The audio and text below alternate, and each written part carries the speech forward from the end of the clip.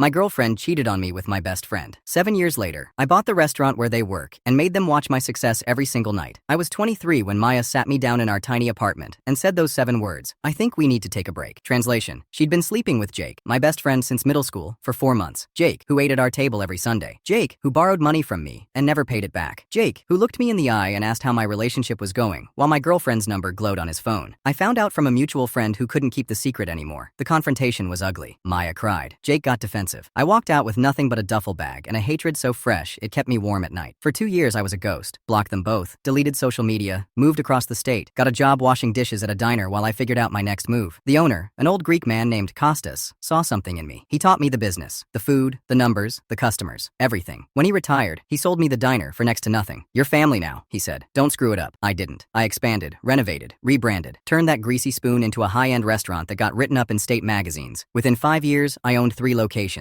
Within 7, I had enough money to buy almost anything I wanted, including the place where Maya and Jake worked. They'd moved back to our hometown years ago, got married, had a kid, settled into mediocrity. Jake managed a chain steakhouse. Maya hostessed there part-time. It was the kind of restaurant families picked for birthdays and couples settled for on date nights. Last month, I bought it. The corporate sale was quiet. The previous owner wanted out, and my offer was cash, fast, no questions. I didn't even visit until after the papers were signed. Then I walked in on a Tuesday night, suit, polished shoes, the whole package. Jake was behind the bar, wiping glasses. He looked up, did a double take, went pale. "Miles?" I smiled. "Good to see you too, Jake. I'm the new owner, just stopping by to introduce myself." Maya came out from the back, saw me, dropped the menus she was carrying. The whole restaurant seemed to hold its breath. I looked around, nodded approvingly. "Nice place. Needs some work, but we'll get there." I turned back to Jake. "You've been managing here, right? Good. I'd love to keep you on, assuming you're okay with that." He couldn't speak. Maya just stared. I clapped him on the shoulder. "We'll talk tomorrow. Welcome to the team." I left them standing there, frozen, surrounded by customers who had no idea what just happened. That was 3 weeks ago. Since then, I've been in that restaurant almost every night. Not to torment them. Well, not just to torment them. I'm hands-on with all my locations, but I make a point to sit at the bar, order a drink, and have a pleasant conversation with whichever staff member is nearby. Jake serves me every time. He's polite, professional, terrified. Maya avoids the bar entirely. She works the hostess stand at the front, and I watch her watch me through the crowd. Last week, I promoted a line cook to assistant manager. Jake's been here 8 years. He wasn't even considered. He came to my office yesterday, closed the door, and finally asked, "Are you ever going to forgive us?" I leaned back in my chair. "Forgive you? Jake, I stopped thinking about you years ago. This isn't about forgiveness. It's about business. Bullshit. You bought this place because of us. I bought this place because it was a good investment. You just happened to work here." I stood up, walked to the door, opened it. "Clock's ticking. Don't want to be late for your shift." He walked out. Maya was waiting in the hall, eyes red. She opened her mouth, but I shook my head. "Don't," I said. "Just don't. I don't hate them anymore. That's the strange part. 7 years and $7 million